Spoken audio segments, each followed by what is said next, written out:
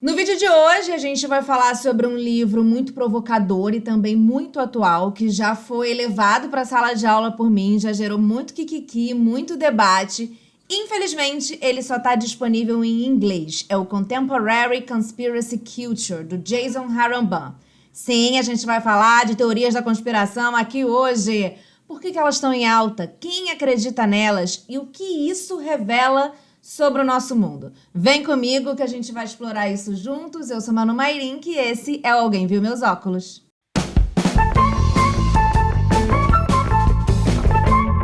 Publicado em 2020 pela Routledge, o livro ele é resultado de uma pesquisa etnográfica feita basicamente na Holanda. Então a gente tem resultados baseados em pesquisas na Holanda, mas a gente pode começar a pensar o Brasil a partir dessa perspectiva e entender se essas coisas se encaixam aqui ou não. Então o livro ele se torna muito importante. O Harambam ele é sociólogo. E aí para essa pesquisa ele adota a famosa postura do nós ouvimos e não julgamos. Sabe? É bem assim que ele trabalha. Ele não julga se as teorias que as pessoas estão ali contando pra ele, acreditam e tal, ele não julga se essas teorias são verdadeiras, se elas são falsas.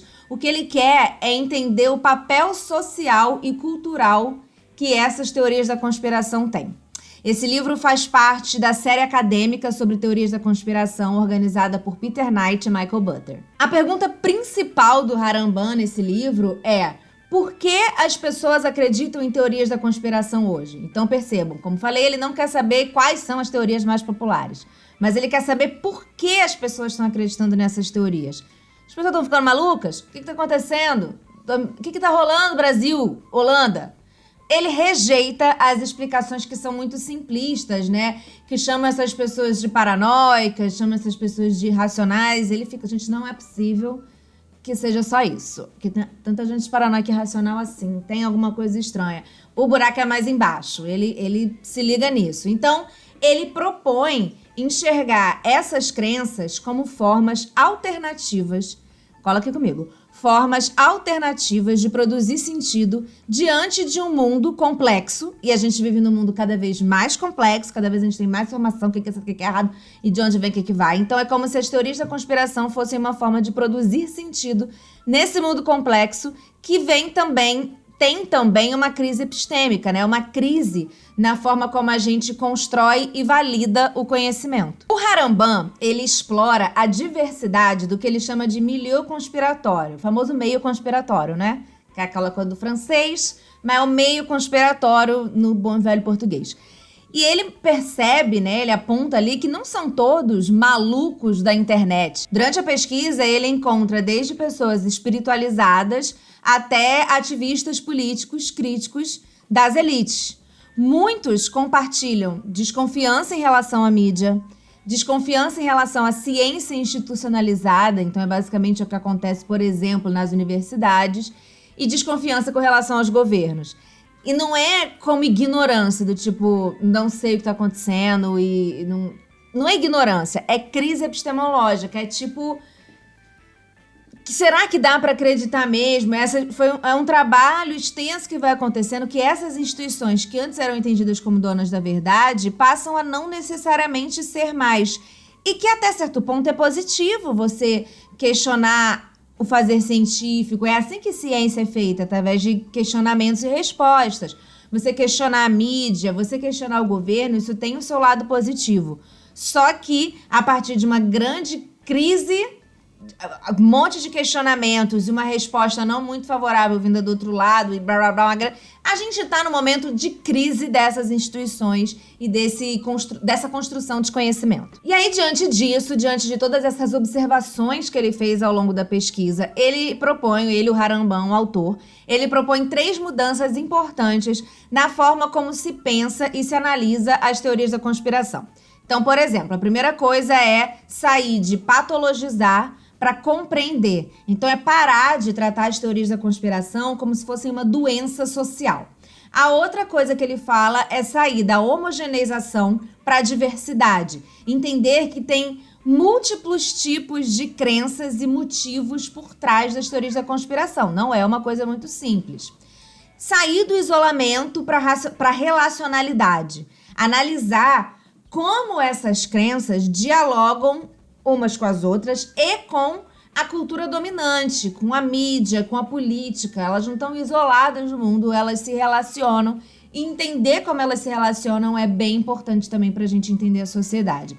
E aí o autor, ele situa essas crenças num contexto maior. Como a gente falou aqui, a crise da autoridade tradicional sobre a verdade. A gente vive esse momento de mudança. E o que a gente consegue fazer com isso, né? E as redes sociais e os algoritmos, eles dificultam a distinção entre o que é fato e o que é boato, né? O conspiracionismo, ele cresce num terreno onde a confiança nas instituições está abalada, muito por conta também das redes sociais que vão trazendo, né, essas desconfianças, mas, como falei também, muitas vezes de uma resposta não muito satisfatória de diversos desses meios, como a ciência, a mídia, a política. E elas favorecem, né, os algoritmos, a gente já falou isso em outros vídeos aqui, a forma de atuação dos algoritmos favorece discursos conspiracionistas porque eles são muito sensacionalistas no geral, né? Esse questionamento, essa verdade que ninguém sabe que eu vou te contar é uma coisa atraente. E os algoritmos, eles favorecem esse tipo de conteúdo porque eles querem que a gente passe mais tempo na internet.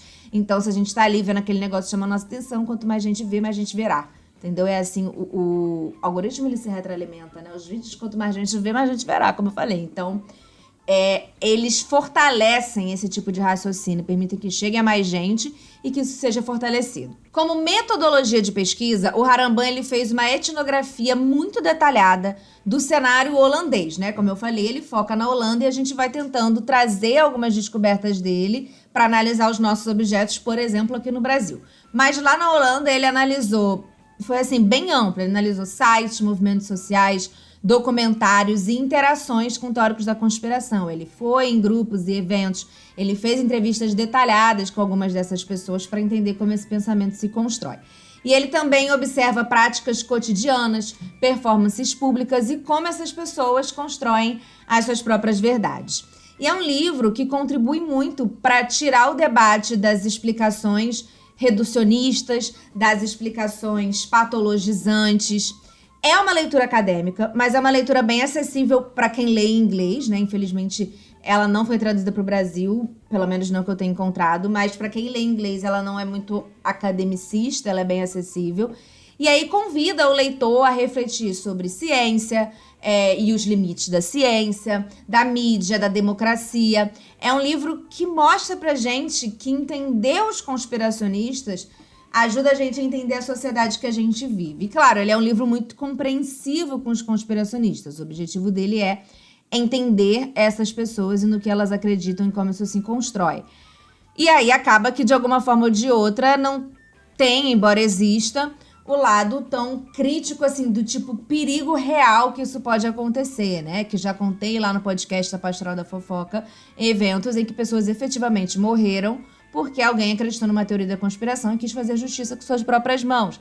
Então a gente tem esse limite do perigo. Mas é um livro que cumpre muito bem. Para a gente lidar com esse perigo, a gente precisa entender com o que a gente está lidando. Não só com a pessoa que pega a arma e atira, mas com toda a estrutura por trás.